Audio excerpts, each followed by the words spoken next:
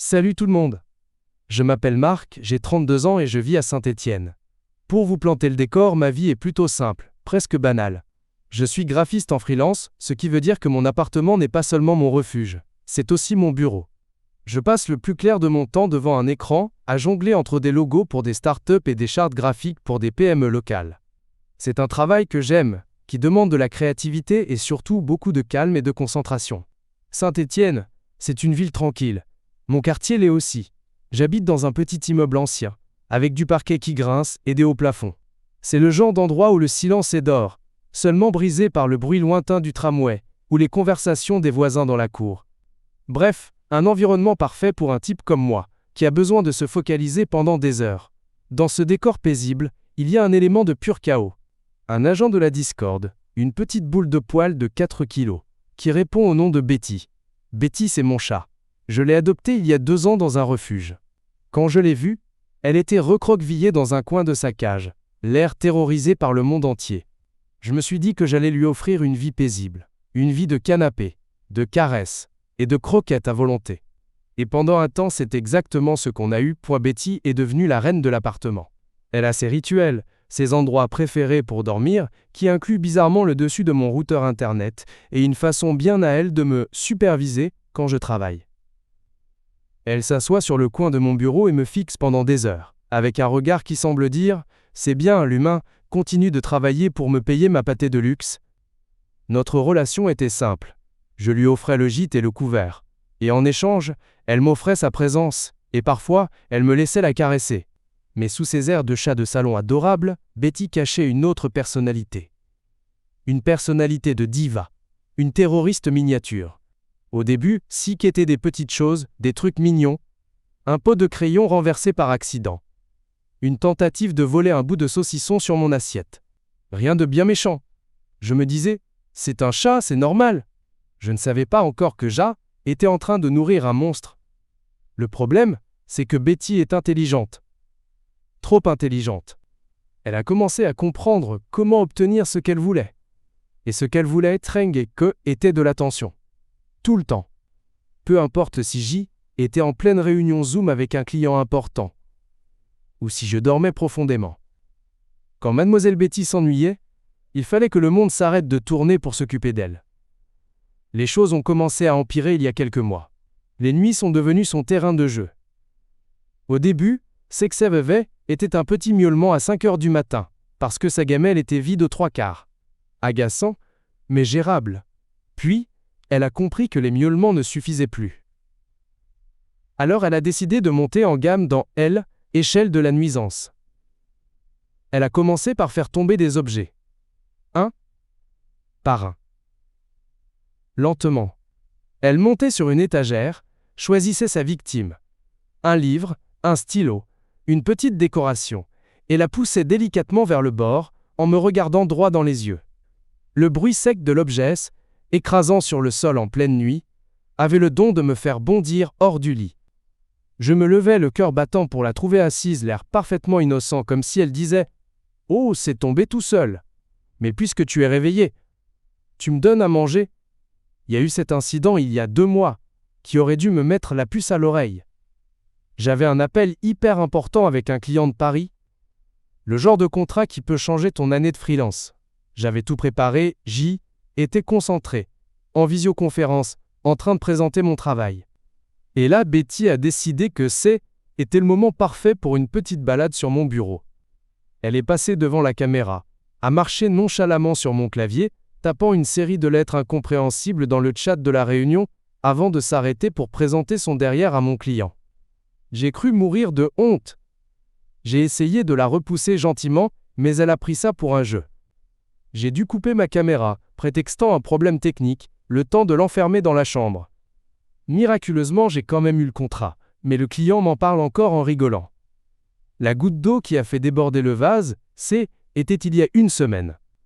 Une nuit où j'avais vraiment besoin de dormir. J'avais bossé comme un fou pour boucler un projet, j'ai été épuisé.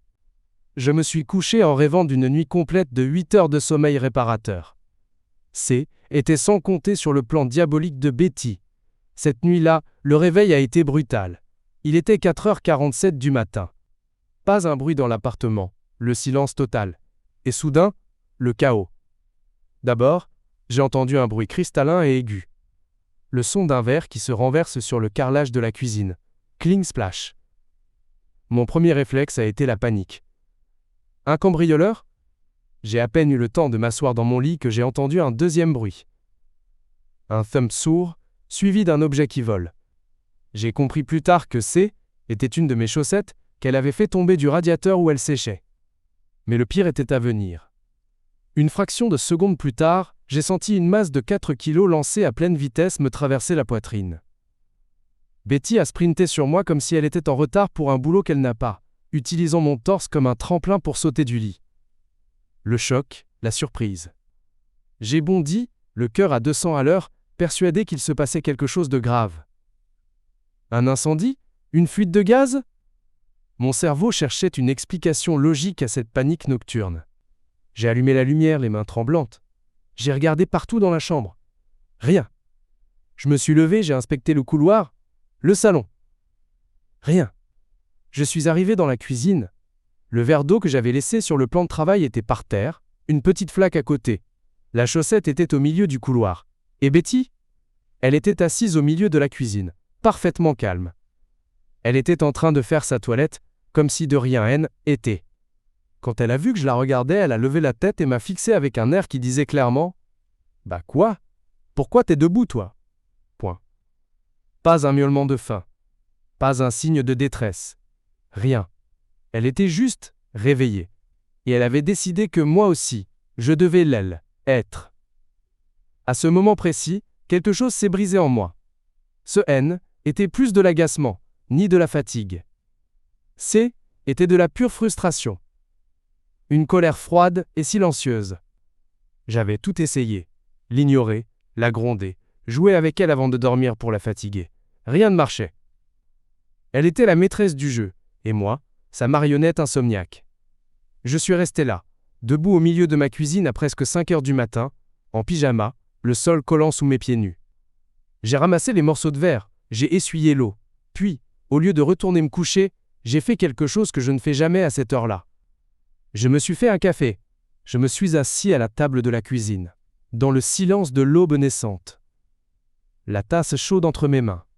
Betty est venue se frotter contre mes jambes, en ronronnant, comme pour me dire « mission accomplie ». C'est là que le déclic a eu lieu. La bascule, j'ai compris que je ne pouvais pas gagner cette guerre avec mes armes d'humain. La logique, la parole, la négociation, tout ça, était inutile. Betty est un chat. Elle ne comprend qu'un seul langage. Le sien. Le langage de l'imprévu, de la surprise, du stimulus-réponse. Elle m'avait réveillé sans aucune raison. Très bien.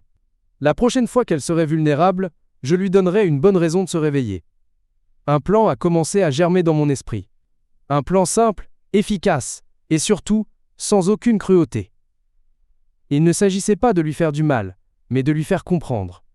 De reprogrammer son petit cerveau de prédateur domestique. La vengeance serait subtile, psychologique. Et elle serait servie froide. J'ai passé la journée comme d'habitude, mais avec cette nouvelle détermination. J'ai travaillé sur mes projets, j'ai répondu à mes mails. Betty, elle, a passé sa journée à faire ce qu'elle fait de mieux. Dormir. Elle a fait des siestes dans tous ses endroits préférés, ignorant totalement le complot qui se tramait contre elle. Elle était sereine, persuadée d'avoir gagné la bataille de la nuit. L'après-midi, le moment parfait s'est présenté. Après son repas, Betty s'est installée sur le canapé du salon pour sa sieste principale. Ce N n'était pas une simple sieste. C était une performance. LS était mise sur le dos, le ventre en l'air, les 4 pattes écartées dans une position d'abandon total.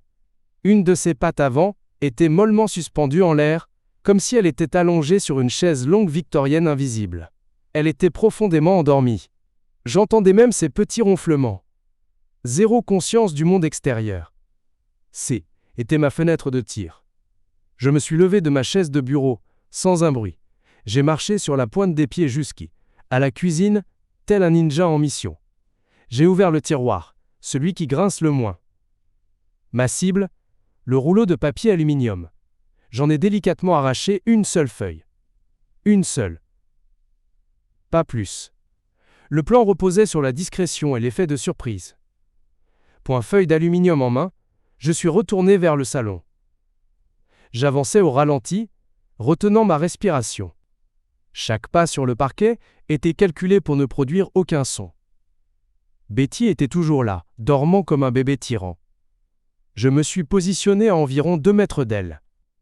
Assez près pour que l'effet soit maximal, assez loin pour ne pas être identifié comme la source directe de l'agression. Et là j'ai commencé l'opération. J'ai tenu la feuille d'aluminium entre mes doigts. Je l'ai dépliée, très très lentement. J'ai provoqué un seul, unique, et l'enfroissement. Pas un grand bruit. Juste un petit crinkle. Un son sec, métallique, totalement incongru dans le silence de l'appartement. La réaction a été instantanée. Et spectaculaire. Betty n'a pas juste sursauté. Elle a lévité. Ses 4 pattes ont quitté le canapé en même temps, comme si elle avait reçu une décharge électrique. En plein vol, elle a effectué une rotation complète sur elle-même. Un 360 parfait, digne d'un athlète olympique. Elle a atterri sur ses pattes, bien sûr, mais avec une maladresse que je ne lui avais jamais vue. Elle avait l'air complètement perdue, désorientée, comme si on venait de la téléporter depuis une autre planète. Ses yeux étaient grands ouverts, ses pupilles dilatées. Elle a regardé à gauche, à droite, en haut, en bas, cherchant la source de cette agression sonore non identifiée. Son regard s'est posé sur moi. Je n'ai pas bougé d'un centimètre. Je suis resté debout, parfaitement immobile, la feuille d'alu à la main, avec l'expression la plus neutre possible. Elle m'a fixé pendant une longue seconde. Il y avait de l'incompréhension dans ses yeux, de la confusion, et puis, de l'indignation, un profond sentiment d'avoir été trahi. Comment osais-je? Comment le monde osait-il perturber son sommeil sacré? Sans un miaulement, elle s'est retournée et a quitté la pièce d'un pas digne et offensé, comme une reine chassée de son trône. Elle est allée se réfugier sous mon lit, et je ne l'ai pas revue pendant 1 heure. Moi je suis resté là, au milieu du salon. Je n'ai rien dit. Je n'ai pas ri, même si j'en mourais d'envie. J'ai simplement replié ma feuille d'aluminium, et je l'ai posée en évidence sur la table basse. Comme un trophée. Comme un avertissement. La dynamique dans l'appartement a changé depuis ce jour. La guerre froide a commencé. Betty me regarde différemment. Il y a une nouvelle méfiance dans ses yeux. Elle est toujours câline, elle ronronne toujours quand je la caresse, mais elle garde ses distances. Surtout, elle est devenue paranoïaque vis-à-vis du papier aluminium. La feuille est restée sur la table basse pendant quelques jours. Chaque fois qu'elle passait devant, elle faisait un grand détour.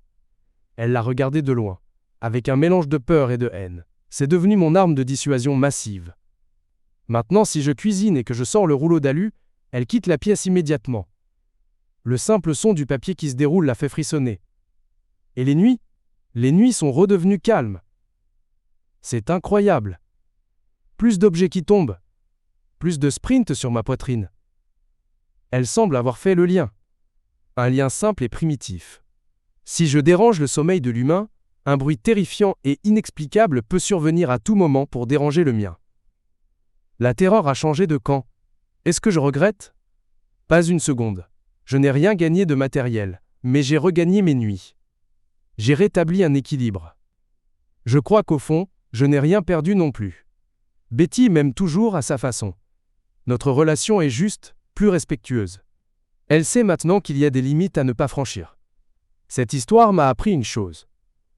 Parfois, pour communiquer avec quelqu'un qui ne parle pas votre langue, il faut apprendre à parler la sienne. Et la langue de Betty, c'est celle du chaos contrôlé. Je referai la même chose, sans hésiter. D'ailleurs, ce matin, elle m'a réveillé à 7 heures. Pas avec fracas, mais en posant doucement sa patte sur ma joue. Était sa façon de dire. Ok, j'ai compris. Trêve. Maintenant, tu peux te lever et me nourrir. Et vous savez quoi, ça me va très bien comme ça. ... Si mon histoire vous a plu, likez la vidéo et abonnez-vous pour écouter d'autres histoires comme la mienne.